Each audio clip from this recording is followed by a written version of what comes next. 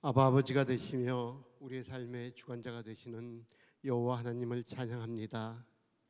오직 여호와를 앙망하는 자는 새 힘을 얻으리니 독수리가 날개치며 올라감 같을 것이요 다름박질하여도 곤비하지 아니하겠고 걸어가도 피곤치 아니하리로다 하신 주님, 성도를 훈련시켜 세상을 변화시키는 비전을 가지고 말씀 훈련을 위해 최선을 다하며 이를 위해 수고하시는 목사님들, 그리고 장년 훈련 사역원을 섬기고 수고하시는 모든 임원들과 인도자들, 그들의 수고를 주님께서 아시오니 위로해 주시옵고, 성도님들이 말씀 훈련을 위해 모일 때마다 성령님께서 함께하여 주셔서 주님 안에서 함께 성장하며 함께 주 안에서 그리스도의 제자로 서가는 시간들이 되게 하여 주시옵소서. 주님께서 늘 은혜 내려 주시옵고 함께해 주시옵소서. 특별히 이 어려운 상황 가운데서도 1:1 제자 양육과 2:7 제자 양육, 바이블 아카데미, 제자 훈련과 사역 훈련을 통해 온라인으로 훈련을 받고 있는 모든 성도님들이 온전한 그리스도의 제자로 세워져 가며 말씀 가운데 하나님의 사랑과 계획을 깨닫게 하시옵소서. 말씀 훈련을 통하여 우리의 연약함과 죄악됨을 깨달아 우리의 생각대로 살면서 하나님의 뜻을 따르지 않아서 생겼던 모든 하나님과의 벽이 허물어지고 삶의 모든 문제와 가슴속에 답답한 것들이 있는 모든 것들이 해결되는 시간이 되게 하여 주시옵소서. 하나님의 영이 부어진 시간이 되게 하여 주시오며 하나님께서 주시는 지혜와 훈계를 깨닫는 시간이 되게 하여 주시옵소서. 예수 그리스도의 사랑을 배우는 시간이 되어서 인격적으로나 신앙적으로 더 성숙해지며 보냄을 받은 더 센트로서 가정과 교회와 삶의 현장에서 그리스도의 향기를 품어내는 그리스도의 제자들이 되게 하여 주시옵소서. 우리의 삶을 통해 하나님의 이름이 존귀 드러나게 하시옵소서. 오늘 하나님의 말씀으로 우리에게 그리스도의 제자됨에 대한 도전을 주실 임종구 목사님께 성령 충만함으로 채워주시고, 우리에게도 말씀 훈련에 대한 열정으로 우리의 삶이 리빌트되는 시간이 되며 그런 계기가 되는 시간이 되게 하여 주시옵소서. 대구 푸른 초장 교회 외에도 하나님의 은혜가 충만하여 지역과 한국 땅에 그리스도의 빛을 발하는 교회 역할을 감당하게 하시옵소서. 이 시간 우리의 영혼이 새로워지며 주님의 은혜가 충만한 시간이 되게 하여 주셔서 우리의 이 예배를 통하여 하나님께 진정으로 예배드리는 시간이 되게 해 주시오며 우리에게도 말씀으로 소중히 되는 시간이 되게 하여 주시옵소서. 모든 영광과 찬양을 받으시기 합당하신 우리 주 예수 그리스도의 이름으로 기도합니다. 아멘.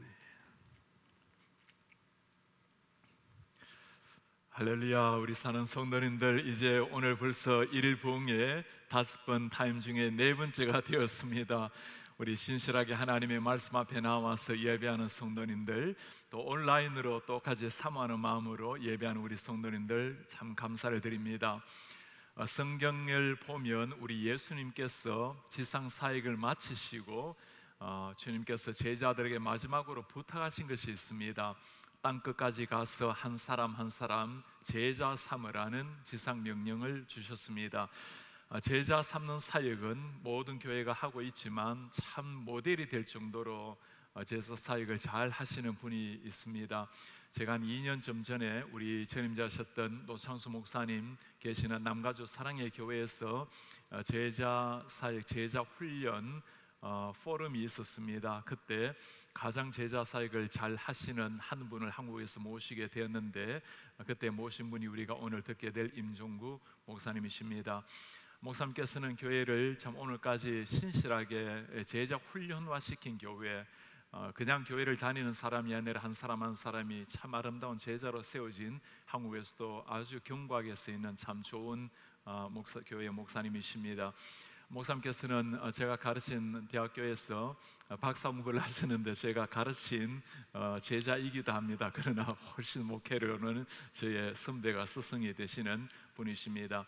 칼빈 전공을 하시는데 참 개의주의 노선에서 목회를 잘 하시는 분이시고 이 분야의 책도 많이 쓰셨습니다. 대구 푸른 초장교회를 섬기시는 임종구 목사님, 언제 우리 기회가 되면 우리 교회 모시고 말씀을 드려야 되겠습니다만 오늘 우리 영상으로 한번 듣도록 하겠습니다. 우리 큰 박수로 목사님 강의를 기도하겠습니다. 여러분 반갑습니다. 저는 푸른 초장교회 담임하고 있는 임종구 목사입니다. 워싱턴 중앙장로교회가 올 11월로 교회 설립 47주년을 맞았다는 얘기를 제가 들었습니다. 먼저 축하를 드립니다. 코로나 팬데믹 상황에서 또 제자훈련, 사회훈련 받으시는 모든 훈련생들, 또 수료생들, 그리고 순장으로 수고하시는 모든 리더십 여러분들에게 주님의 평강이 함께 하시기를 바랍니다. 제가 매우 의미 있는 시간에 여러분과 함께 말씀을 나눌 수 있는 기회를 가지게 된 것을 기쁘게 생각하고 짧은 시간이지만 유익한 시간이 되기를 바랍니다. 저는 여러분과 함께 제자훈련과 우정이라고 하는 주제를 가지고 생각을 하려고 합니다. 사실 제자훈련이라고 하는 부분에 대해서 세간의 오해도 없지 않아 있는데요, 어떤 사람들은 제자훈련을 교회 성장을 위한 하나의 도구 정도로 생각하는 경향이 있는 것 같습니다. 만일 교회 성장학이라고 하는 그런 프리즘을 통해서 제자훈련을 들여다보게 된다면, 제자훈련을 받고 사회훈련을 받는 사람들은 교회 성장을 위한 어떤 일종의 하부 구조와도 같은 그런 일에 동원되어진 그런 의미가 될 것입니다. 하지만 사복음서를 통해서 우리가 살펴볼 수 있는 예수님의 생애, 그리고 12제자와 동거동락하셨던 3년의 사역을 추적을 해보면 사실은 굉장히 많은 교훈과 다양한 의미들을 발견할 수 있는데, 그동안에 제자훈련하고 있는 많은 사람들 가운데 좀 간과되었던 주제 중에 하나가 저는 우정의 문제가 아닌가, 이런 생각을 해보게 되어집니다. 예수님의 공생애는 제자훈련의 장이었는데 12명이라고 하는 소그룹 환경에서 다양한 직업과 연령, 출신, 그리고 정치적 성향, 이런 사람들이 3년 동안 같은 시간 안에서 독특한 문화와 연대감, 그리고 그런 정서들을 만들었다, 그렇게 생각되어집니다. 우리가 성경을 보면 예수님과 제자들의 관계가 사제지간을 뛰어넘어서 우정의 연대가 투영되고 있음을 볼 수 있습니다. 실제로 예수님은 요한복음 11장을 보면 나사로를 친구라고 서슴없이 이야기하는 것을 볼 수가 있고, 또 오늘 우리가 읽었던 요한복음 15장을 보게 되면 예수님은 자신을 친구라고 이야기를 했습니다. 그리고 자신의 공생애의 십자가의 그 대사역을 일컬어서 친구를 위하여 목숨을 버리는 일이라고 이야기하는 것을 볼 수 있습니다. 또한 예수님께서 칭송을 아끼지 않았던 세례 요한 같은 경우에도 예수님과 자신의 사역의 어떤 바톤 터치가 이루어지는 그런 장면을 일컬어서 그는 흥하여야 하겠고 나는 쇠하여야 할 것이다 라고 하면서 친구의 기쁨이 곧 자신의 기쁨이다, 그렇게 이야기하는 것을 볼 수가 있습니다. 그래서 만일 우리가 제자훈련이라고 하는 것을 마치 어떤 담임 목사의 목회적 야망을 이루고 교회를 양적으로 성장시키기 위해서 우리가 동원된 것이라고 생각하면 굉장히 피곤할 수가 있습니다. 그래서 교회의 정책이라든가 목사님의 목회 철학, 그래서 이런 것을 마치 학생 과장님의 방침 같은 그런 제자훈련이 될 가능성도 있습니다. 이런 분위기라면 1년의 그 제자훈련과 사역훈련, 그리고 사역훈련 이후에 순장사역과 같은 그런 것들이 의무감처럼 그렇게 느껴질 수 있을 것입니다. 또 제자훈련, 사역훈련을 받아야만이 교회 리더십에 참여할 수 있다, 가령 중직자가 될 수 있는 기초적인 그런 어떤 권한을 준다고 한다면 이것도 순수한 의미의 어떤 그런 제자훈련이라고 하기에는 어떤 문제가 있을 수 있겠다, 그렇게 생각되어집니다. 그래서 저는 제가 24년 동안 교회를 개척해서, 저는 이제 고등학생 2명이서 신혼방에서 교회를 개척해서 원래 24년이 흘렀는데 제자훈련 하나만으로 오늘까지 달려왔습니다. 그래서 제가 목회하면서 느꼈던 그런 부분들과 함께 여러분, 이 제자훈련에 있어서 우정이라고 하는 것이 어떤 의미를 가지는가 하는 부분을 여러분과 함께 생각을 하려고 합니다. 먼저 이제 여러분들이 제자훈련을 받을 때, 또 여러분이 순장이 되어서 또 순원들을 대할 때 우리의 동력자들, 또 동료 훈련생들, 그리고 우리가 섬기게 될 순원들을 어떻게 대해야 하느냐 하면 한 인격으로 우리가 대해야 할 것입니다. 그들을 어떤 목적을 가지고 그들을 우리가 관리하는 측면에서 그들을 대하는 것이 아니라 그들을 한 명의 인격으로, 저는 이것을 좀 어려운 말로 타자에 대한 이해가 예수님께서 바라보던 그런 시각에서 좀 더 성숙된 모습에서 우리가 사람들을 바라볼 필요가 있다 생각합니다. 만일 우리가 같이 훈련을 받으면서 그 사람에 대해서 잘 알지 못하고 그냥 막무가내로 그냥 성경 나눔을 한다든가 이렇게 한다면 그게 무슨 의미가 있겠습니까? 만약 그렇다면 우리는 몇 기의 몇 번생 훈련생, 몇 번 훈련생, 마치 논산훈련소처럼 그런 의미밖에 되지는 못할 것입니다. 우리는 좀 더 이런 것을 뛰어넘어서 어떤 성장 과정에 어떤 상처가 있었는지, 어떤 어려움이 있었는지, 또 이 사람이 가지고 있는 인생의 고귀한 이상이 무엇인지, 이런 것들에 대하여 애정어린 눈빛으로 서로를 이해하는 것이 필요하다, 그렇게 생각합니다. 저희는 이제 제자훈련을 시작하면 먼저 1박 수련회를 먼저 떠납니다.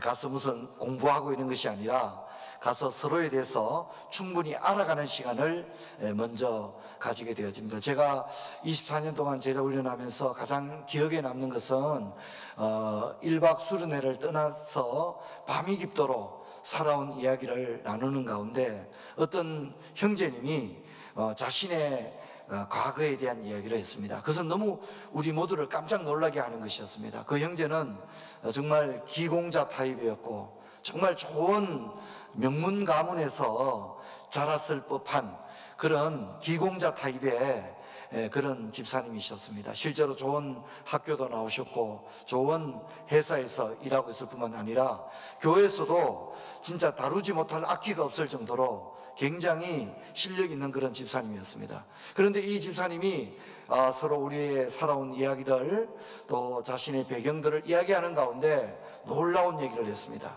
그것은 자신에게는 부모 형제가 없다는 것이었습니다.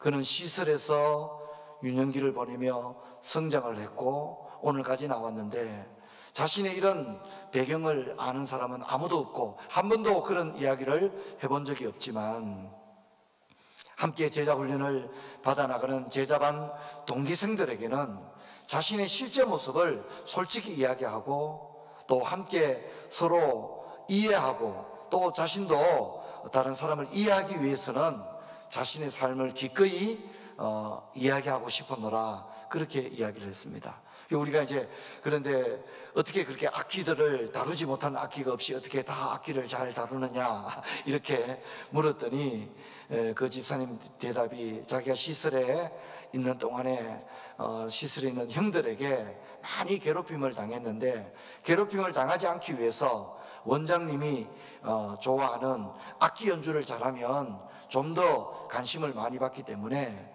자기가 음악을 좋아서 악기를 한 게 아니라 그래서 악기들을 했다, 이런 얘기를 전해 듣게 되었습니다. 그래서 우리는 제자훈련을 받을 때 동기생들끼리 그리고 우리가 함께 또 사역을 순장으로 사역을 할 때 우리의 팔로워들을 어떻게 우리가 이해하고 섬겨 나갈 것이냐, 그래서 그들을 내가 관리하는 우리 구역에 우리 순의 어떤 멤버 이런 정도로만 생각하지 마시고 필요한 한 인격으로서 또 여러 아픔 가운데 살아가는 좀 이해가 필요로 하고 또 돌봄이 필요로 하는 그런 타자로서 예수님께서 따뜻한 눈길로 바라보시던 그런 대상으로서 우리가 보는 그런 마음이 필요하겠다, 그렇게 생각되어집니다. 또 하나는 함께 웃고 함께 먹고 함께 걷고 우정을 증진하기 위한 시간과 헌신이 필요로 하다는 것입니다. 우정이라고 하는 것이 결코 오리엔테이션 하나만으로 우정이 결코 생성되거나 연대가 만들어지지는 않기 때문입니다.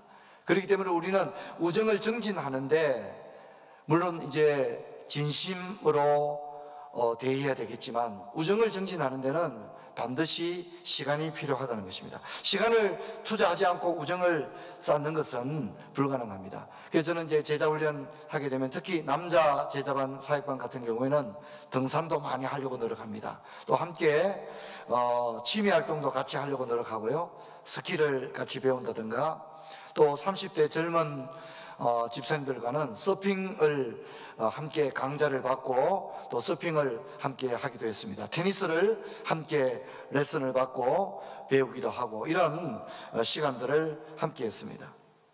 근데 저는 이런 것이 결코 낭비라고 생각하지 않습니다. 그런 걸 통해서 얻게 되는 우정의 연대감은 참으로 너무 소중한 것이기 때문입니다. 그래서 이런 시간들을 낭비라고 생각해서는 안 됩니다. 시간을 함께 하되 질적인 시간이 필요합니다. 단순히 많은 시간을 함께 했다고 해서 연대가 생기는 건 아니죠. 그래서 소위 말하는 퀄리티 타임이 필요한 것입니다. 질적인 시간을 보내어야 합니다. 마음을 열고 또 풍성한 대화와 유머, 그리고 웃음, 맛있는 식사, 또 여행, 이런 것들이 필요합니다. 그래서 20년 제자훈련 하는 동안에 저희는 야구팀도 한 팀을 만들었습니다. 디사이플스라는 팀을 만들어서 동호인 리그에 포함돼서 함께 경기도 뛰고 전국대회에서 우승도 한번 한 적이 있습니다. 근데 이건 시간이 필요한 것입니다. 이것은 단순히 DQT를 나누는 것만 가지고는 생길 수 없는 그런 것입니다. 어떤 제자반은 한라산을 1년에 한 3번 정도 함께 오른 적도 있습니다. 저는 우리가 우정의 연대를 쌓아나가고 그래서 마치 예수님과 예수님의 제자들처럼 하나님 나라 확장을 위하여 자신의 목숨도 기꺼이 바칠 수 있는 그런 충성된 일꾼으로 세워지기 위해서는 단순히 이론적인 코스만 가지고는 어렵지 않느냐, 이런 생각을 하게 됩니다. 세월이 흘렀을 때 그 수료생들이 그런 얘기를 합니다. 목사님, 그때가 참 좋았습니다. 제 생애에 그렇게 아름다운 신앙생활은 다시 없을 것 같습니다. 목사님, 훈련받을 때가 너무 행복했습니다. 이렇게 이야기하는 것들을 많이 듣게 됩니다. 그러면 비로소 우리는 우리가 되어지는 거죠. 각각이 아닌 우리가 되어지고 또 함께 사명을 향해서 한 방향으로 나갈 수가 있게 됩니다. 그러기 위해서는 여기에 일정한 권위는 조금 내려놓을 수 있어야 됩니다. 몸을 낮추어야 합니다. 제자훈련을 이끄는 인도자도 그렇게 해야 되겠고, 여러분들이 나중에 소그룹을 이끌어가는 리더가 되었을 때, 또 교회를 섬기는 중직자가 되었을 때, 여러분 우리가 몸을 기꺼이 낮추어서 경청하고 함께 웃고 함께 맛있는 음식을 함께 나누며 때로는 함께 흥분하고 함께 가슴 아파하고 함께 기도하고 그렇게 해나가는 것이 주님의 방법이 아닌가, 그런 생각을 하게 되어집니다. 또한 우정은 진실에서 나오는 것입니다. 우정은 신뢰라는 기초로부터 집을 세우게 됩니다. 신뢰가 무너지면 우정은 금이 가는 정도가 아니라 제자반 자체가 거품이 되고, 제자훈련 목회 철학으로 목회를 해나갈 때 신뢰가 무너진다면 제자훈련 목회는 어려운 것입니다. 예수님도 제자들을 신뢰하시고 믿어주셨습니다. 제자들에게 연약함이 있지 않았습니까? 우리가 알다시피 제자들은 누가 높으냐, 이런 생각들을 했지 않습니까? 그리고 주님을 다 버리기도 하지 않았습니까? 베드로는 주님을 저주하면서까지 3번이나 부인하지 않았습니까? 하지만 예수님은 이 제자들을 신뢰했다는 사실입니다. 그들이 완전해서 신뢰한 것이 아니라 기꺼이 신뢰하시고 한 걸음 더 나가서 하나님 나라의 일을 위임하셨다고 하는 사실입니다. 진실한 책망과 견책은 상처를 주는 것이 아니라 키가 자라나게 합니다. 그러나 이 모든 것은 신뢰가 없다면 불가능한 일이 되는 것입니다. 진실한 사랑을 가질 때 생기는 용기입니다. 진실한 사랑이 있고 진실한 신뢰가 있어야만이 책망도 할 수 있고 꾸짖을 수도 있고 또 함께 공감할 수가 있는 것입니다. 제자반을 이렇게 해보면 이렇게 시간이 지나면서 우정이 쌓이는 소리가 들리는 것 같습니다. 모이는 시간을 모두가 기다리죠. 가슴 설레이는 시간입니다. 제자반으로 모이는 시간이 지옥 같은 시간이 아니라 그 시간을 기다리는 거죠.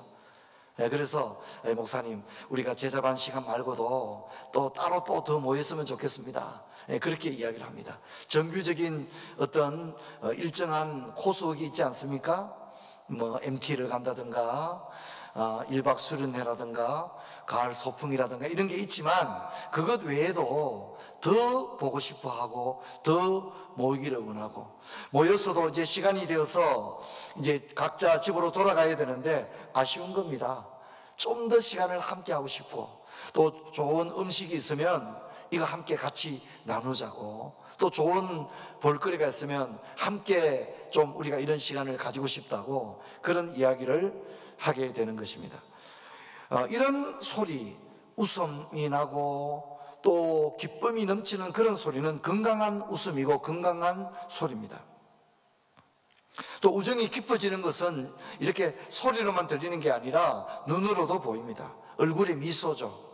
얼굴이 좀 어둡던 훈련생도 얼굴이 환하게 밝아지는 것입니다. 치유가 되고 있다고 하는 그런 증거죠. 그리고 전인적으로 변화되어가는 그런 모습을 보게 됩니다. 그래서 제자반에 모이면 동기훈련생들끼리 얼굴만 봐도 서로 위로가 되는 것입니다. 힘들고 어려울 때 서로 위로가 되는 것입니다. 제자훈련 받으면서 그런 연대라고 하는 것, 제자훈련만이 가지는 끈끈한 연대, 마치 갈릴리의 주님과 제자들이 이랬지 않았을까 하는 그런 연대감들을 제자반을 통해서 보는 경우가 굉장히 많습니다. 어떤 집사님 한 분이 사업에 어려움을 겪게 되어서 집이 차압이 들어오고 또 매월 받게 되는 봉급도 차압이 들어오게 되었습니다. 그래서 그는 집을 팔고 또 이 도시를 떠나 다른 도시로 떠나가야 되겠다고 그렇게 훈련생들에게 털어놓게 되었습니다. 제자반들은 이 문제를 가지고 함께 고민했고 기도했습니다. 그리고 그 형제를 건면했습니다. 우리가 좀 더 노력을 해보자고, 이 도시에서 다른 일자리가 있는지 함께 찾아보자고 그렇게 건면했습니다. 그리고 생활비가 없기 때문에 제자반들이 십시일반으로 자신의 용돈을 조금씩 아꼈습니다. 어떤 계획을 좀 축소해서 돈을 함께 다 모았습니다. 그래서 매달 생활을 할 수 있도록 충분한 생활비는 아니었지만 제자반들의 마음이 담긴 생활비를 그 형제가 새로운 직장을 얻게 되기까지, 그리고 이사를 가지 말라고, 우리가 이렇게 떠나면 우리가 다시 만날 수 없지 않느냐고, 그래서 좀 더 우리가 인내를 가지고 함께 지혜를 모으고 좋은 방법이 없는지를 함께 찾아보자고 그렇게 했습니다. 그리고 그 형제는 결국 떠나지 않았고 제자반의 사랑을 받으면서 함께 고민하면서 함께 울면서 기도하는 가운데 그 모든 문제가 해결되었고 또 함께 수료하게 되었고 함께 섬기게 되었습니다. 자매들 반 같은 경우에도 동일한 그런 비슷한 일이 있었는데 자매님이 생활비가 없는 것입니다. 쌍둥이 아이를 길러야 하는데 분유값도 많이 들어가고 아이 병원비도 필요하고, 그런데 전혀 그렇게 할 수 없는 상황이 되었습니다. 근데 놀라운 것은 자매들이 장을 돌아가면서 봐주는 겁니다.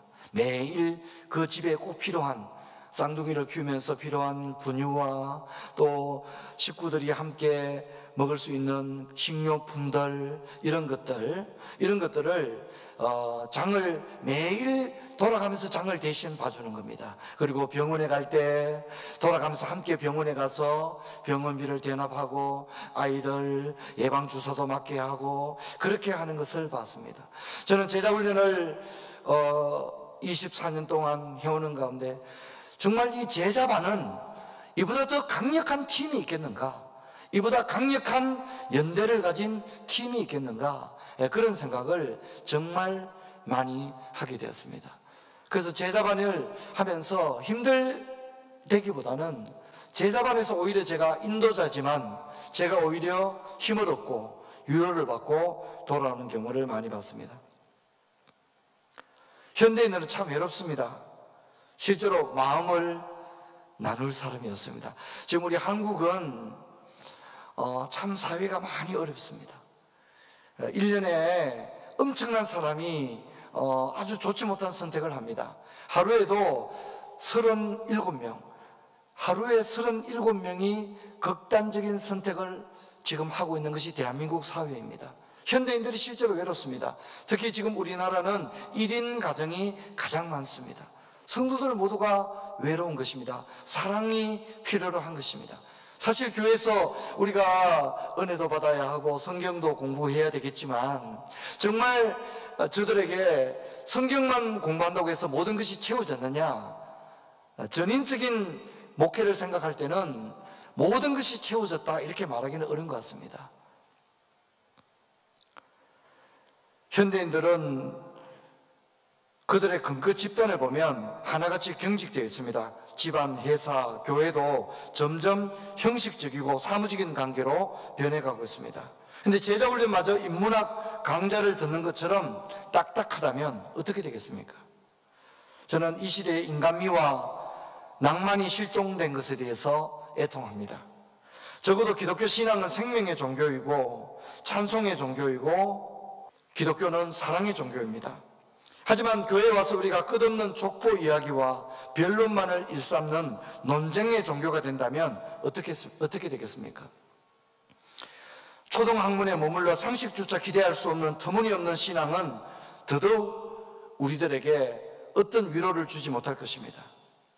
저는 제자반을 하면서 가장 가슴이 설렜던 것은 이제 30대 후반, 40대 집사님들이 그런 얘기를 하는 거예요. 목사님, 제 청년부 시절로 돌아간 것 같아요. 그렇게 얘기할 때 참 제가 가슴이 설렙니다. 그리고 어떤 집사님이 제자반 졸업여행을 가서 그런 얘기를 합니다. 목사님, 이 푸른 초장교회가 제 인생의 마지막 교회가 되면 좋겠습니다. 제가 여기서 아이들을 키우고 또 할아버지 할머니가 되어서 손주들까지 이 교회에서 키우고 싶습니다. 그렇게 얘기하는 경우를 보게 됩니다. 제가 이민사회와 이민교회에 대해서는 제가 아는 것이 없기 때문에 여러분에게 뭐라고 말씀드릴 수 없지만 적어도 동부에 살아가고 있는 많은 우리 성도님들이 와싱턴 중앙장로교회가 제 인생의 고향 같은 교회입니다. 친정 같은 교회입니다. 여기서 제가 회복되었고 여기서 사랑을 받았고 여기서 친구들이 생겼고 여기서 용기를 얻게 되었노라고 와싱턴 중앙장로교회가 제게 그런 의미라고.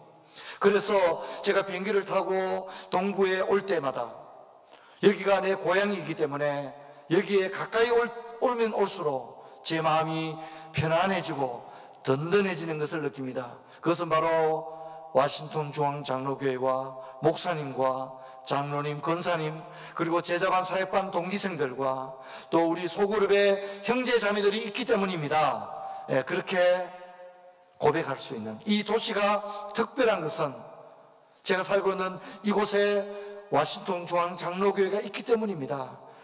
이렇게 이야기할 수 있다면 여러분의 교회는 참으로 좋은 교회가 아닌가 그렇게 생각을 합니다. 그래서 교회가 잃어버린 리더십의 또 하나의 이름은 저는 우정이다 그렇게 생각하고, 제자 훈련을 단순히 교회를 성장시키기 위한 교회 성장학의 한 방편으로만 생각한다면 예수님이 12제자와 함께 나누었던 그 아름다운 사랑의 이야기를 전부 다 우리가 녹여내었다, 그렇게 말하기는 어려울 것이다, 그렇게 생각합니다. 저는 제자훈련은 어쩌면 금세기에 와서 제자훈련은 그 필요성이 더욱더 요청되고 있다고 생각합니다. 왜냐하면 우리 모두는 외롭기 때문인 것입니다. 근데 제자훈련은 단순히 우리 자신의 비전을 발견하고 우리가 성경 암송하고 성경 읽고 DQT하고 기나법적으로 성경을 연구하는 그런 것만 우리에게 주는 것이 아니라, 제자훈련은 친구를 얻는 것이고 우정을 발견하는 것이고, 그리고 평생 함께 동고동락할 수 있는 동역자들을 얻는 그런 의미다, 그렇게 생각이 되어집니다. 여러분, 티베트의 수도 라사에서 네팔의 카트만두에 이르는 920km의 험준한 히말라야의 길이 있는데, 이 길을 트레커들이 가장 걷고 싶어하는, 평생에 한 번은 꼭 걷고 싶어하는 길이 있습니다. 그게 프렌드십 하이웨이입니다. 우정 공로라고 불리는 길인데, 이 라사의 해발 3,500에서 때로는 몇 번의 해발 5,500 이상의 고지대를 넘어서 설산을 지나고 험준한 어떤 계곡을 지나서 마침내 네팔의 카트만두에까지 이르는 아주 거의 1,000km에 가까운 이 길인데, 이 길이 가장 여행자들이 걷고 싶어하는 길 중에 하나라고 합니다. 근데 그 이름이 얼마나 좋습니까? 프렌드십 하이웨이, 우정 공로입니다. 저는 이 길을 걸어가면서 예수님을 생각했습니다. 길을 걷는다는 것은 여행인데, 한 길을 걷는다는 것은 가슴 벅찬 일입니다. 그리고 그 길을 걸어가는데 혼자 걸어가는 것이 아니라 동행자가 있다면 그것은 더 놀라운 일입니다. 예수님도 자신을 추종하는 자들에게 나를 따르라, 이렇게 말씀을 하셨습니다. 그분은 트레커셨습니다. 좁은 길만을 고집하신 분이셨습니다. 자신이 앞서 발자국을 남기고 제자들은 그 길을 따라오게 하셨던 분이셨습니다. 예수님은 한 길을 걷는 사람들을 불러 모으셨습니다. 예수님의 등산학교 조건은 다소 가격합니다. 그들에게 어떤 선택권을 준 것이 아니었습니다. 그들은 배낭이 아닌 자기 십자가를 지고 그분이 가신 길을 걸어가야 했습니다. 그분 자신이 먼저 모범을 보이시고 그 길을 따라오도록 했습니다. 그분은 자신만의 루트를 개발하는 셀파셨습니다. 그리스도께서는 이 길을 함께 걷는 자들에게 친구라고 이야기하셨고, 친구를 위해 목숨을 버리는 것을 최상의 사랑이다, 그렇게 하셨습니다. 그래서 저는 제자훈련을 지금까지 해오면서 제게 당신에게 제자훈련은 한 단어로 무엇입니까? 라고 말한다면 저는 조금 더 주저하지 않고 그것은 프렌드십, 우정이었다, 그렇게 이야기하고 싶습니다. 제자훈련 1기를 함께했던 3명의 훈련생이 저희 교회에 모두 시무 장로님이 되셨습니다. 3분 가운데 한 분은 이제 은퇴하셨고, 2분의 장로님은 24년 동안 저와 함께 교회를 섬겨 나오고 있습니다.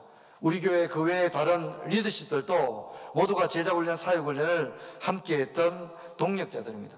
교회 안에서 담임 목사와 또 시무 장로의 어떤 그런 관계가 아니라, 저는 확신하건대 우리의 모든 관계가 우정의 연대 가운데 있다, 저는 그렇게 이야기를 할 수 있습니다. 평신도 리더십들과의 이 끈끈한 우정의 리더십이 저의 목회를 너무나도 황홀하고 행복하게 하고 있습니다. 우리는 어떤 경계심이나 어떤 적대감을 가지고 있지 않습니다. 왜냐하면 우리는 주님 안에서 친구이기 때문입니다. 그래서 여러분들께서 함께 제자훈련 받는 훈련생들과 또 이미 수료하신 분들은 자신의 동기생들과 또 리더십을 소그룹을 섬기고 있는 소그룹의 지도자 되신 순장님들은 자신과 함께하는 형제자매들을 끈끈한 우정의 연대로서 세워나가는 그런 여러분들이 되면 좋겠다, 그렇게 생각합니다. 제임스 휴스턴이 즐거운 망명자라고 하는 책에서 이렇게 썼습니다. 가정은 한때 그리스도인 가족의 생활이 이루어지는 신성한 공간이었지만 이제 전자제품에 점령당한 지 오래다. 한때 교회는 공동체였지만 이제는 자본주의와 기업가 정신을 기독교에 접목시킨 사업체로 전락했다.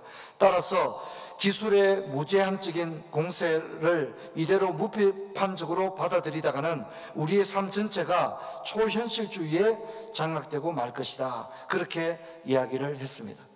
저는 오히려 교회가 주님이 제자들과 보여주었던 끈끈한 우정의 연대, 또 리더십들이 교회를 이끌어 나갈 때도 어떤 우정의 리더십으로 교회를 이끌어 나간다면 교회만이 가지고 있는 끈끈한 특유의 사랑, 그리고 연대감들을 세울 수 있을 것이다, 그렇게 저는 생각을 합니다.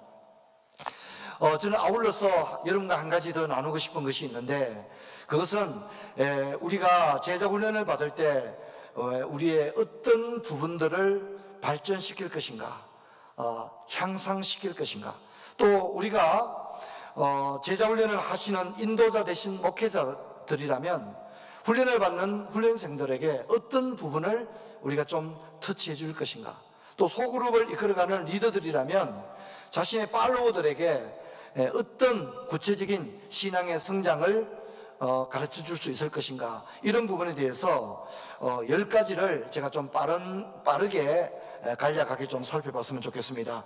그 첫 번째는 기초적인 요소 3가지, 영적 성장, 지적 성장, 인격적 성장을 제가 말씀을 드리고 싶고요. 그 다음은 준비 단계인데 윤리적 성장, 정서적 성장, 의지적 성장, 관계적 성장에 대해서 여러분과 이야기를 좀 하고 싶습니다.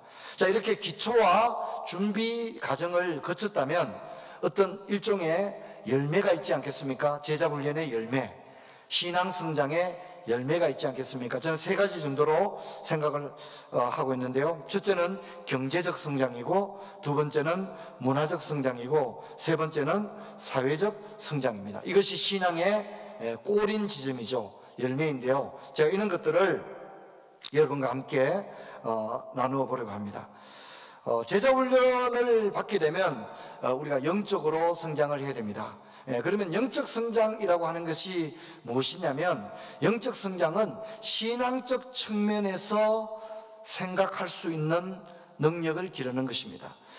우리가 교회를 다녀도 어떤 경제적인 문제나 직장에서의 비즈니스의 문제나 또 자녀 교육의 문제, 이런 문제에 부딪히게 되면 예수님은 어떻게 하셨을까? 성경은 무엇을 하고 교훈하고 있는가라고 추적하기보다는 우리는 거의 세상적인 기준을 따라 판단을 하기가 쉽습니다. 근데 영적인 성장이 일어나게 되면 우리가 이제 생각하게 되는 거죠.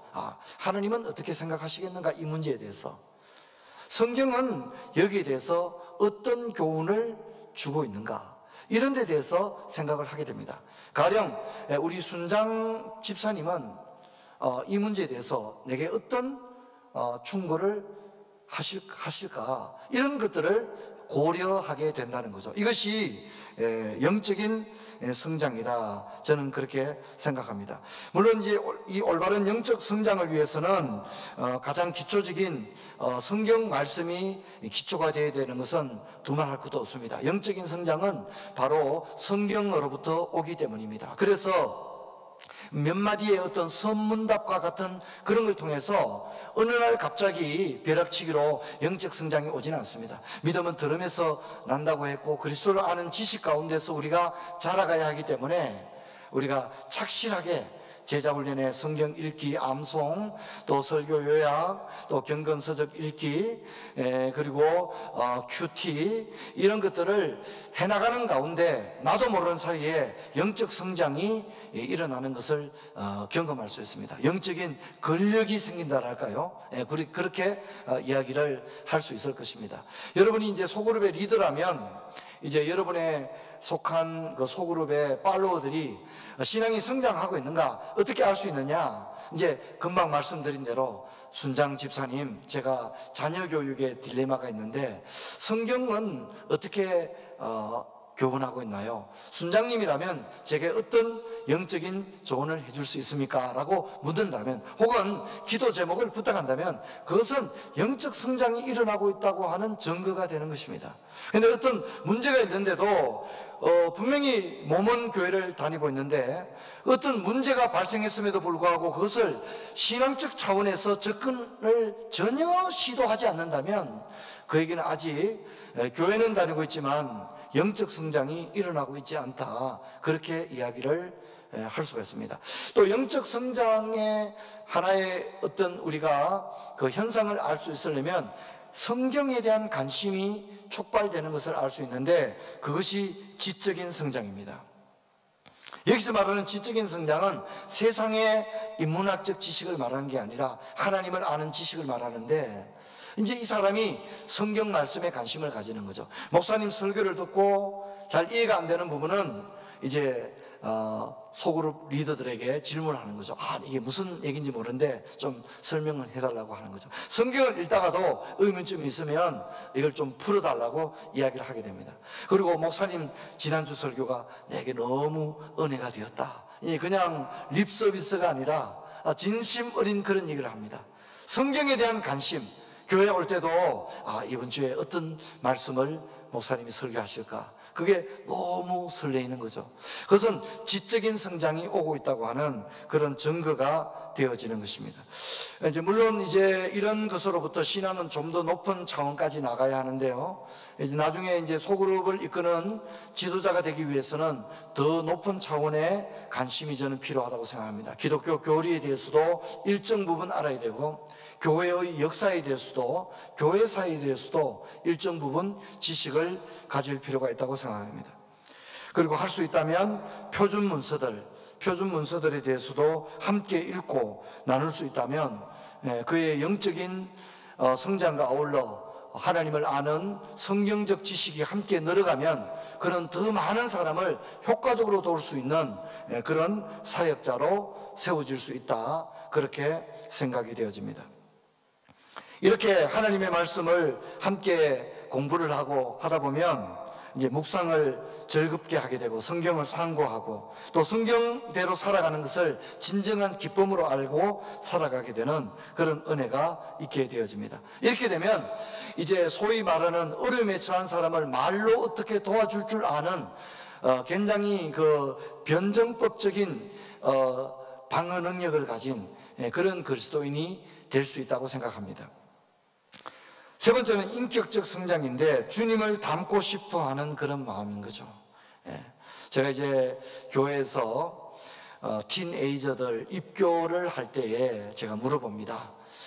너희들 이제 유아 세례를 받고 이제 너희들 입으로 신앙을 고백하고 성찬을 참여하기 위한 이제 입교인이 될 텐데 너희들 신앙생활에 뭐가 가장 힘들고 어려우냐, 이렇게 얘기하면 아이들이 나름대로 신앙생활의 어려움 점들을 이야기하게 되어지는데, 이 틴에이저들의 이야기를 들어보면 그들이 이제 10대들의 문화 가운데 욕설 문화가 자기들에게 굉장히 힘들다는 거예요. 친구들과 함께 어울리기 위해서는 욕도 하고 이래야 되는데 그리스도인이기 때문에 욕을 하지 않아야 된다고 하는 그것 때문에 굉장히 힘이 들다, 이런 얘기를 합니다. 근데 참 그런 아이들의 이야기를 들으면 굉장히 너무 예쁘고 참 좋아요. 왜냐하면 이 아이들이 예수님을 닮기 위해서 이 거대한 세속 문화로부터 구별되려고 하는 그런 몸부림을 적어도 가지고 있다는 거죠. 저는 그런 친구들을 보면서 요셉, 다니엘, 이런 믿음의 사람들이 걸어왔던 길도 그렇지 않았겠는가. 그들도 이 엄청난 세속 문화로부터 자신을 더럽히지 않기 위해서 몸부림을 쳤던 믿음의 선진들이 아닙니까? 그래서 오늘날 이 틴에이저들의 세계 속에서도 자신이 그리스도인으로서의 아이덴티티를 가지고 있기 때문에 세속 문화 가운데 휩쓸리지 않으려고 하는 그런 딜레마를 가지고 있는 것을 볼 때 이 친구들이 참 너무 예쁘게 보이는 거예요. 여러분, 이런 것이 바로 인격적 성장입니다. 주님을 닮고 싶어하는 그런 모습입니다. 영적 성장과 지적 성장이 오면 이런 인격적 성장은 자연스럽게 나타나게 되어지는 것입니다. 그래서 말이 바뀌게 되는 거죠. 세계관이 바뀌게 되는 거죠.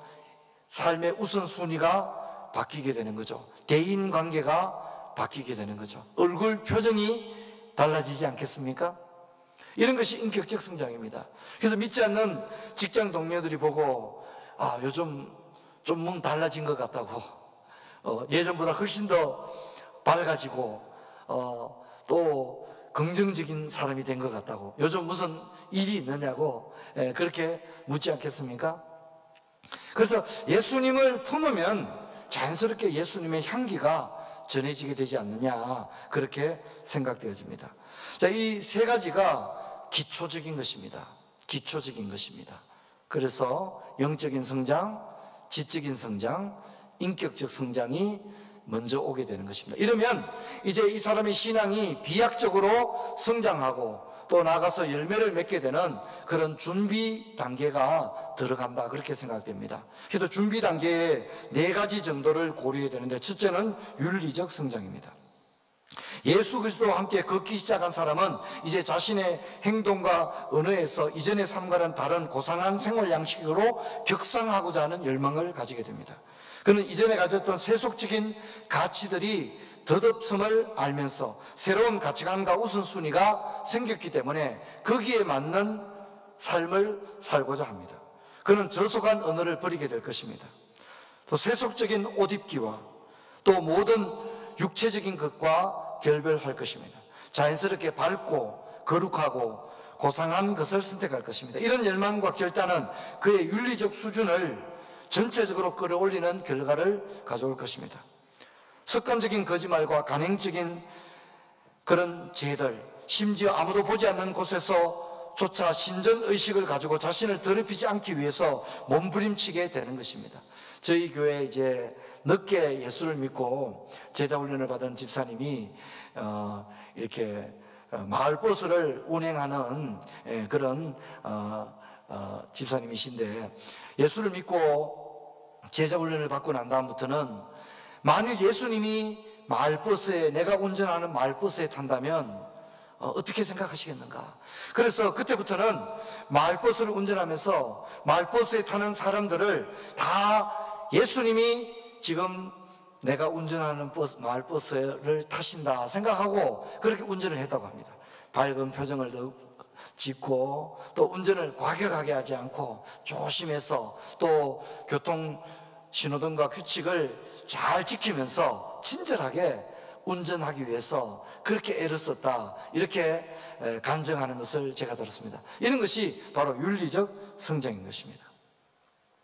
그래서 이제 이렇게 주님을 닮아가려고 하는 사람은 자신의 사용하는 언어로부터 심지어 옷 입기까지, 단어 하나, 걸음걸이까지 이제 주님의 제자로서, 하나님의 백성으로서 그런 격상된 전혀 차원이 다른 그런 삶을 살고자 하는 열망을 가지게 된다는 것입니다. 두 번째 준비 과정은 정서적 성장입니다.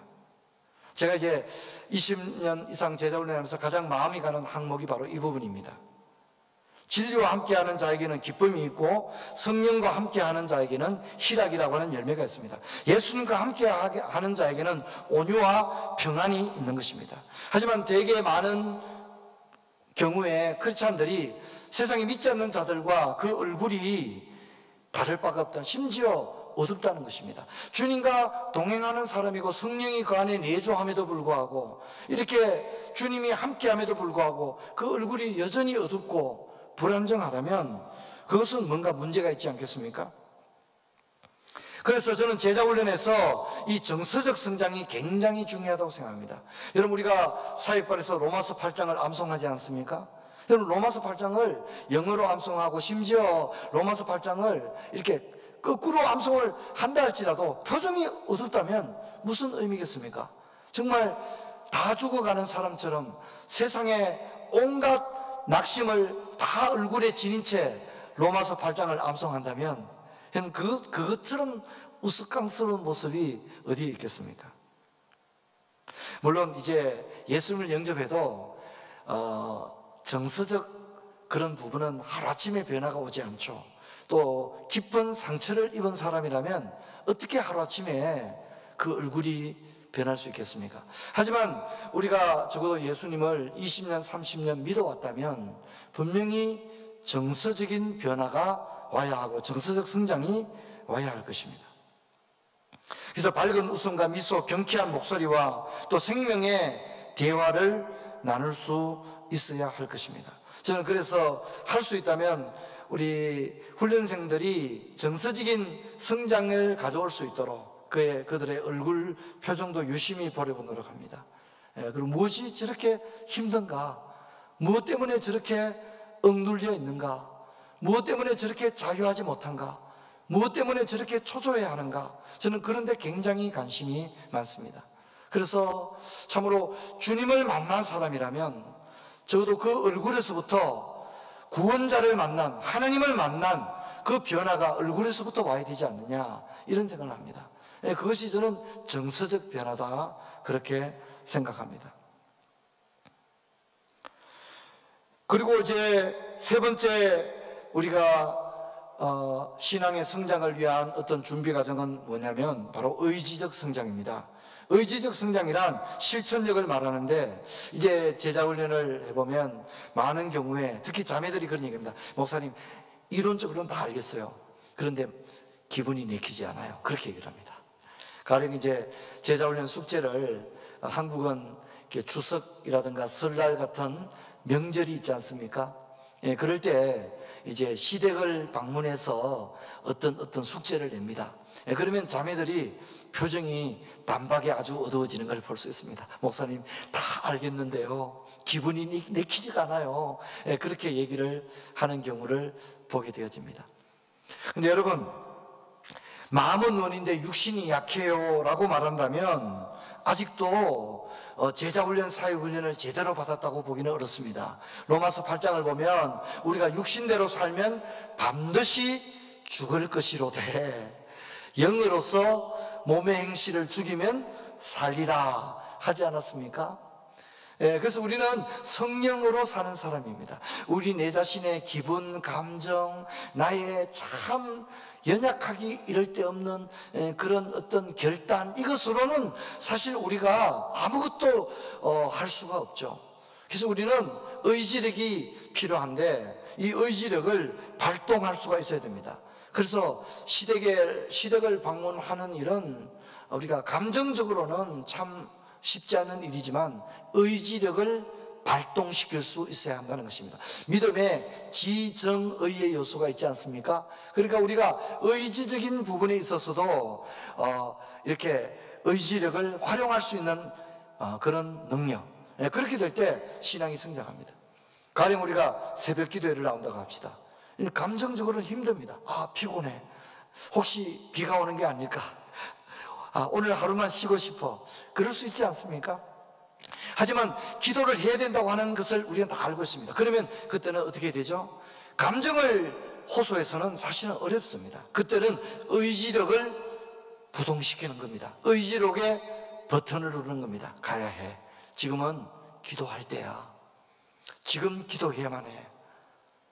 그때는 의지력을 사용할 수 있는 능력, 저는 이것이 신앙 성장에 아주 굉장히 중요한 부분이다, 이렇게 생각됩니다. 이 의지력을 발동해야만이 절제도 가능해집니다.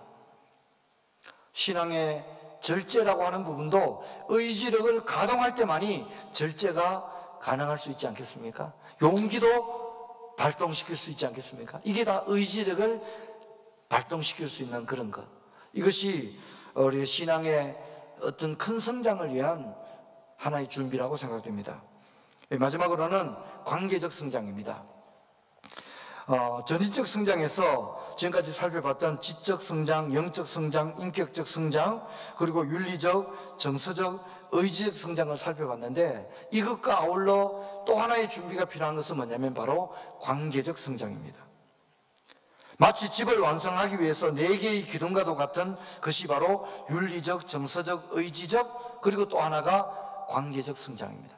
개인 신앙은 흠잡을 데 없이 좋습니다. 그런데 안수집사회라든가 찬양대라든가 권사회라든가 이런 데 들어가면 불협화음을 일으키는 것입니다. 그럼 굉장히 곤란하지 않겠어요? 개인 신앙이 아무리 좋다 할지라도 하나 되고 팀을 이루지 못하고 하나됨을 깨트리는 그런 갈등의 중심에 서 있다면 여러분 어떻게 그 사람을 성숙된 믿음의 사람이라고 할 수 있겠습니까? 제자훈련, 사회훈련까지 받은 사람이 그렇다면 어떻게 되겠습니까? 그러므로 여기에 관계적 성장이 필요로 한 것입니다. 많은 사람들과 함께 하는 마음, 자신을 겸손으로 허리를 동이고 또 하나 되게 하는 그런 마음들, 이것이 관계적 성장입니다. 가령 어떤 자매님이 한 가정에 며느리로 들어갔습니다. 근데 그 자매가 결혼하기 전까지만 해도 그 가정은 갈등이 많았습니다. 근데 한 사람이, 며느리가 한 가정에, 한 집안에 들어가면서부터 그 가정에 변화가 일어납니다. 동서들 간에 서로 이제 오해가 풀리고 마음을 하나로 합니다. 웃음이 이제 피어납니다. 이제 모이면 갈등 때문에 헤어지기 바빴던 사람들이 하룻밤 더 머물기를 원하고 여행도 함께 하자고 말하고 웃음꽃이 막 피어납니다. 그게 바로 관계적 성장입니다. 특별히 이제 우리가 교회 안에서 리더십을 가질수록 이 관계적 성장이라고 하는 것은 굉장히 중요한 성장의 요소가 되어지는 것입니다. 그래서 나 자신의 신앙만 좋다고 하는 그런 영적 우월주의나 착각에 머물지 마시고, 나는 왜 기꺼이 하나 되지 못하는가? 나는 왜 갈등의 중심에 늘 서 있는가? 자기 자신을 돌아볼 수 있는 그런 마음을 가지면 좋겠다고 생각합니다. 자, 그러면 이제 이런 세 가지의 기초와 네 가지의 준비 작업을 통해서 이제 우리가 기대할 수 있는 어떤 신앙 성장의 결과는 첫째는 문화적 성장입니다. 이렇게 기초와 준비를 거치고 나면 신앙의 전인적 성장의 열매를 맺게 되는데 그 가운데 하나가 문화적 성장입니다. 문화적 성장이란 개인의 생활 스타일이 바뀌는 걸 의미합니다. 그래서 가정, 의식주, 대인관계, 직장 생활이 바뀝니다. 생활이 바뀝니다. 형제 자매와 이웃을 대접하는 것에서부터 의식주, 옷차림, 걸음걸이조차 새로움과 신선함을 느끼게 되집니다. 제가 이제 제가 목회하고 있는 것은 대한민국 대구라고 하는 도시입니다. 소위 경상도죠. 제가 이곳에 와서 목회하면서 가장 좀 견디기 힘들었던 게 뭐냐면 그 남편 형제들이 자기 아내 된 자매들을 하대를 서슴지 않는 겁니다. 마치 파출부나 하녀를 대하는 듯이 아주 함부로 말하는 것을 보고 참 충격을 느꼈습니다. 저는 기독교는 고품격 종교라고 확신합니다. 그런데 이렇게 예수님을 모시고 살아가는 사람들이 자신의 아내 된 이에게 어떻게 저렇게 세상 사람들처럼 아무렇게나 하대를 일삼을까? 저는 이렇게 한다면 제자훈련, 사역훈련을 한다는 게 무슨 의미가 있겠는가? 그런 생각을 제가 하게 되었습니다. 그래서 저희 교회는 제자훈련을 할 때 들어올 때 이렇게 서약서를 쓰는 가운데 하나가 뭐냐면 배우자 간에 서로 인격적으로 대하되 그 가운데 하나가 존대하는 것입니다. 존댓말을 사용하는 것. 제가 이것을 반드시 가르칩니다. 저는 이것이 문화적 성장이라고 생각합니다. 세상의 사람들과 뭔가 달라야 하지 않겠습니까? 그 중에 하나가 말입니다. 그래서 배우자 간에 서로를 진심으로 존경하는 마음을 담아서 존경의 언어를 사용하고 사랑의 언어를 사용하면 믿지 않는 불신자들의 세계에서는 볼 수 없는 그런 것들을 가지게 되고, 이것들을 자녀들이 보고 듣고 자라게 되면 자녀들도 자연스럽게 그렇게 하게 된다, 그렇게 생각되어집니다. 또한 두 번째 열매 중에 하나는 경제적 성장입니다. 그냥 돈을 많이 번다는 말이 합니다. 성경이 뭐라고 말하죠? 너희가 전에는 가난한 자였으나 이제는 많은 사람을 부욕해 하는 자로다. 자기 자신밖에 모르는 사람은 여전히 비참하며 가련한 인생을 사는 사람입니다. 그래서 저는 이 경제적 성장이 중요하다고 생각합니다. 기꺼이 나눌 수 있는 것, 넉넉해서 나눈 게 아니라 내가 가진 것을 나누는 거죠. 기꺼이 자신의 소득의 일부를, 자신의 소유물 가운데 일부를 함께 나눌 수 있는 것, 그런 마음을 가지는 것, 적어도 그런 인생의 목표를 가지는 것, 저는 이것이 경제적 성장이라고 생각합니다. 그래서 하나님 나라와 선교를 위해서 기꺼이 자신의 재물을 내어놓을 수 있는 것, 그리고 열심히 비즈니스를 하는 목표가 내가 개인의 어떤 영달을 위해서 돈을 모으는 것이 전부가 아니라 내가 하나님 나라와 복음을 위해서 하나님께서 내게 주신 물질을 사용하겠나이다, 주님께 드리겠습니다, 그렇게 이야기할 수 있는 비전을 가진 사람, 저는 이것이 경제적 성장이다, 그렇게 생각합니다. 제자훈련, 사역훈련 받는 사람들이 꼭 마음에 가져야만 할 그런 어떤 구체적인 결과, 열매가 아닐까 생각합니다. 마지막은 사회적 성장입니다. 사회적 성장은 우리가 교회 공동체에서 장로님이 되고 권사님이 되고 또 목회자가 되고 선교사가 되고 하는 그런 것뿐만이 아니라, 제가 말하는 사회적 성장은 믿지 않는 넌크리스찬들의 세계 속에서 자신의 분야에서, 자신이 일하는 직종에서 믿지 않는 자들로부터 존경을 받는 것입니다. 물론 이 존경을 받는다고 하는 것은 인격적으로도 존경을 받아야 되겠죠. 정직하고 신뢰할 수 있는 사람이라고 하는 존경도 받아야 되겠지만, 단순히 어떤 그런 인격적인 것을 뛰어넘어서 실제로 어빌리티, 능력을 소유한 사람, 그래서 자신의 분야를 발전시키고 이 분야에 놀라운 공로를 가졌다고, 실제로 유능한 사람이라고 그렇게 인정받는 것을 말합니다. 가령 초등학교 선생님이 있다고 합시다. 그런데 그 지역에서 그 선생님을 모르는 사람이 아무도 없습니다. 모든 선생님들, 학부형들, 학생들이 모두가 이구동성으로 말합니다. 그분은 걸어다니는 페스탈로치입니다.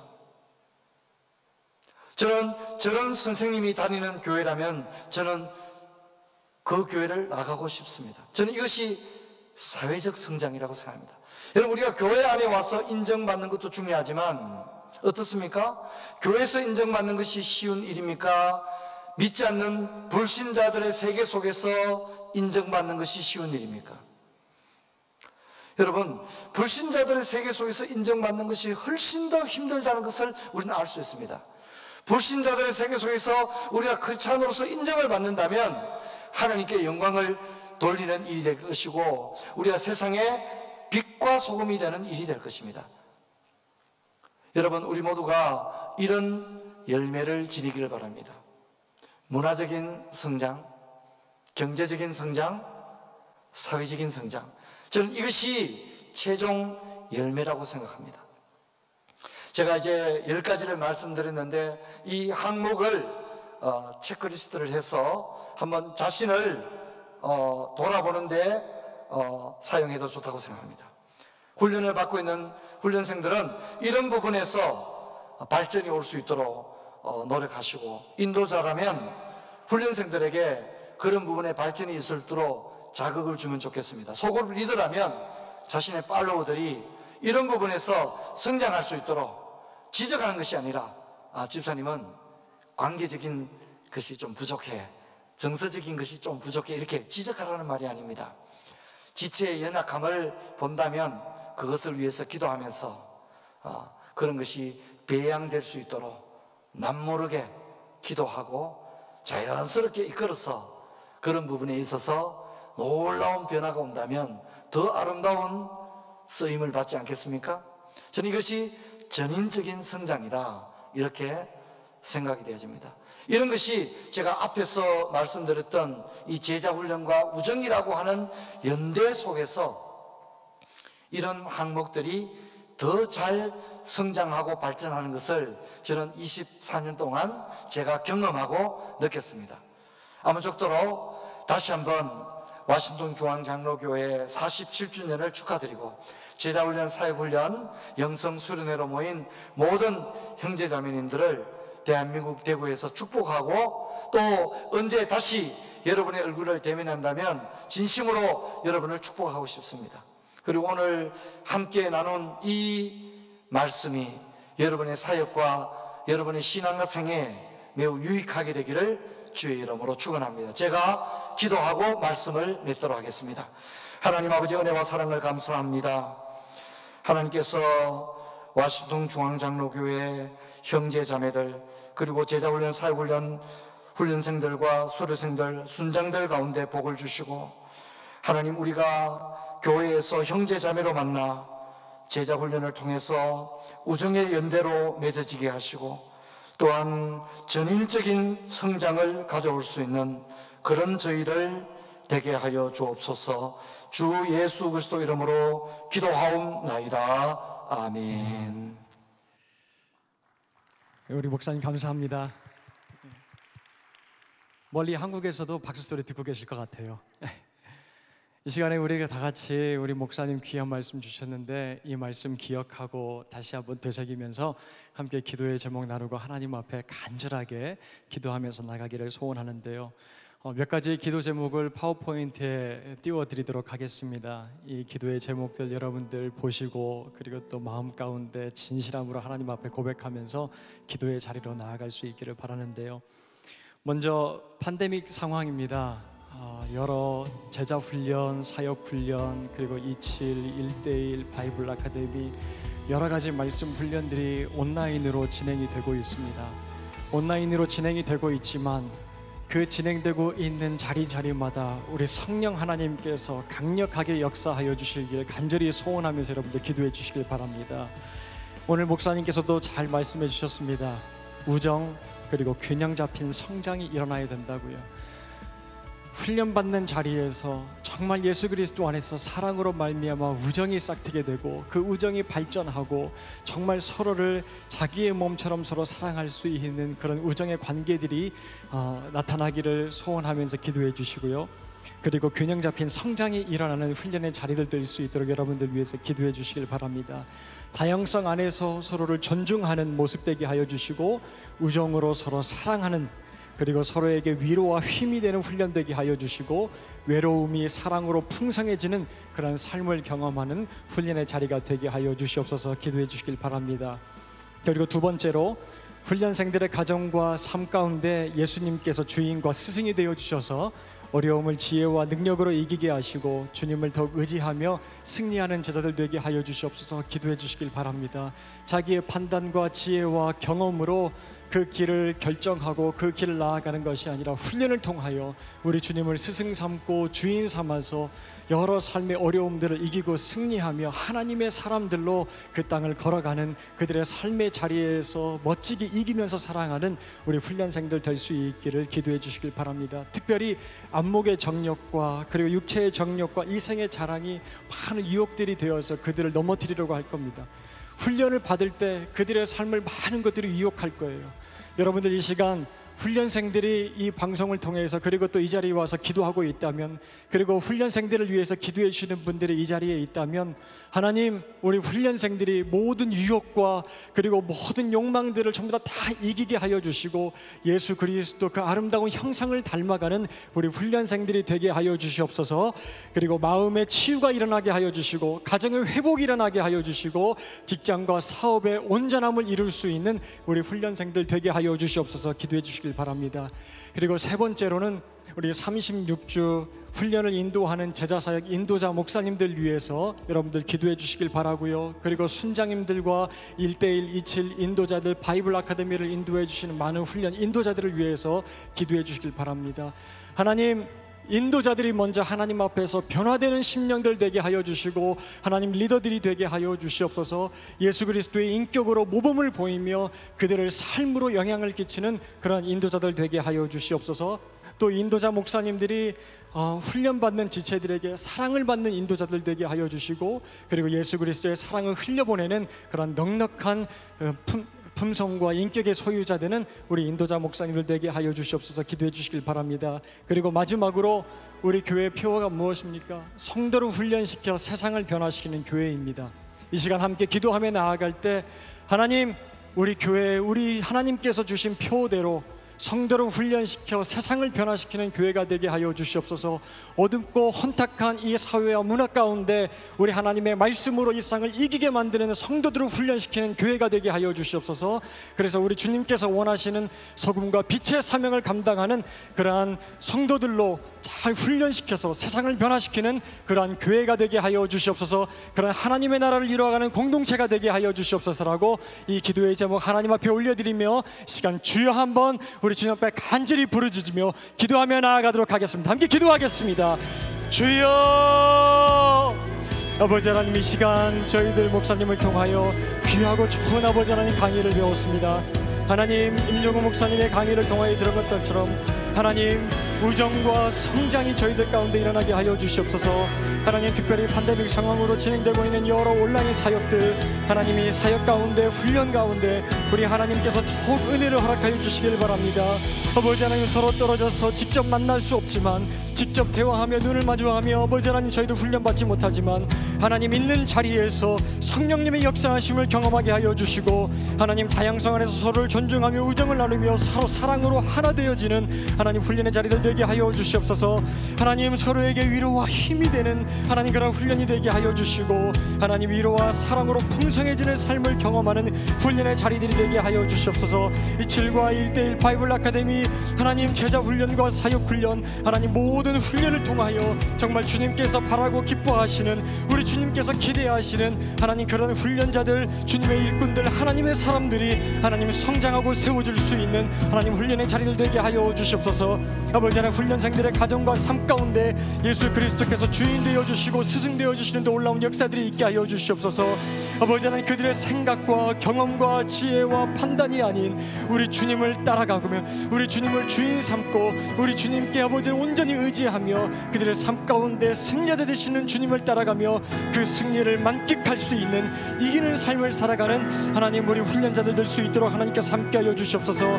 하나님, 여러 가지 유혹들이 있습니다. 안목의 정욕과 이성의 자랑과 육체의 정욕들이 있습니다. 하나님, 그러나 예수 그리스도 그 능력의 이름 붙들고 승리하며 하나님 살아가는 우리 모든 훈련자들 되게 하여 주시고 하나님, 이 아버지 하나님 모든 훈련의 마지막 그 발걸음을 뗄 때마다 아버지 하나님 우리 주님께 감사드리며 주님께 영광 올려드릴 수 있는 하나님 그런 훈련생들 될 수 있도록 은혜를 허락하여 주시옵소서. 하나님, 모든 훈련의 과정을 걸어가면서 하나님 마음의 치유가 있게 하여 주시고 가정의 회복이 있게 하여 주시고 직장과 사업의 온전함을 누릴 수 있도록 하나님 감사의 제목들이 날로 풍성해지는 우리 훈련생들 될 수 있도록 은혜를 허락하여 주시옵소서. 하나님, 36주 훈련을 인도하는 제자 사역 인도자들을 위하여 기도합니다. 그리고 우리 순장님들과 많은 아버지의 훈련의 자리에서 하나님 훈련을 아버지 하나님 직접 아버지 인도하는 인도자들을 위하여 기도합니다. 하나님, 성령 충만한 인도자들 되게 하여 주시옵소서. 예수님의 마음으로 사랑하며 인격적인 교통을 나누며 아버지 하나님의 사랑을 흔히내 보내는 인도자들 되게 하여 주시고 아버지 하나님 같이 모인 많은 지체들로부터 또 사랑받는 하나님 인도자들 되게 하여 주시옵소서. 그리스도의 몸과 같은 주님과 제자 같은 모습으로 한 공동체가 되는 아버지 하나님 소그룹들이 되게 하여 주시고 훈련의 자리가 되게 하여 주시옵소서. 하나님, 우리 교회의 성도를 훈련시켜 세상을 변화시키는 피오를 가지고 있습니다. 하나님, 그런 교회가 되게 하여 주시옵소서. 하나님, 믿음을 보겠느냐 말씀하여 주신 그 주님의 말씀에 하나님 이 마지막 시대를 살아가며 우리 주님께 보일 순전한 믿음을 내가 소유하고 있는 자입니다. 하나님, 그렇게 주님 앞에 대답할 수 있는 하나님 그러한 훈련이 온전하게 이루어지는 교회가 되게 하여 주시고 아버지 하나님 주님께 하나님 많은 기쁨에 우리 주님의 마음을 시원케 해드릴 수 있는 그러한 아버지 하나님 주님의 제자들이 많이 세워지며 하나님 예루살렘과 유대와 사마리아와 땅 끝까지 이르러 주님께서 우리에게 가르쳐 주신 것 하나님 분부하신 것 하나님 가르쳐 지키는 아버지 하나님 주의 교회가 될 수 있도록 하나님 혼택하고 어두운 이 땅 가운데 주님의 아버지 하나님 빛을 비추는 하나님 그러한 하나님의 사람들로 뭉쳐진 하나님의 사람들이 모인 그런 교회가 되게 하여 주시옵소서. 주님께서 함께하여 주시옵소서. 아버지 하나님 하나님 참 감사합니다. 우리 제자 훈련 그리고 사역 훈련 그리고 많은 말씀의 자리를 인도하고 있는 그리고 그 자리에 참여하고 있는 하나님 지체들 말씀 듣게 하여 주시고 하나님 우리에게 필요한 것 그리고 또 우리가 꼭 들어야 될 말씀 하나님 이 시간을 통하여 듣게 하여 주시니 감사를 드립니다. 하나님, 팬데믹 상황으로 인하여 우리가 직접 만나고 눈을 마주하며 하나님의 말씀을 함께 나누지 못하지만 하나님 있는 그 자리에 주의 성령 강하게 역사하여 주셔서 하나님, 우리 서로가 우리 주님 닮은 모습을 경험하게 하여 주시고 우리 주님께서 우리의 참된 스승 되시고 주인 되심을 경험하는 훈련의 자리들이 되게 하여 주시옵소서. 하나님, 그 자리에서 말씀을 펼칠 때 그 말씀이 머리 가운데 지식으로 남지 않게 하여 주시고 삶을 움직이는 능력이 되는 말씀을 저희들 나누게 하여 주시옵소서. 하나님, 그리하여 우리의 인격과 그리고 우리의 삶이 우리의 스승 되시며 우리의 주인 되시는 주님을 닮아가는 모습 되게 하여 주시옵소서. 아버지 하나님, 이 시간 간절히 기도합니다. 훈련생들의 삶과 가정 가운데 능력이 많으신 우리 주님께서 역사하여 주시는 것 경험케 하여 주시옵소서. 하나님, 마음의 치유가 일어나게 하여 주시고 가정이 회복되게 하여 주시고 삶과 직장과 사업이 온전함을 이루게 하여 주시옵소서. 하나님, 균형 잡힌 성장이 저희들 가운데 일어나게 하여 주시고 하나님, 말로 다 할 수 없는 감격의 풍성함으로 우리 주님 앞에 예배의 삶으로 올려드리는 하나님 훈련생들 될 수 있도록 은혜를 허락하여 주시옵소서.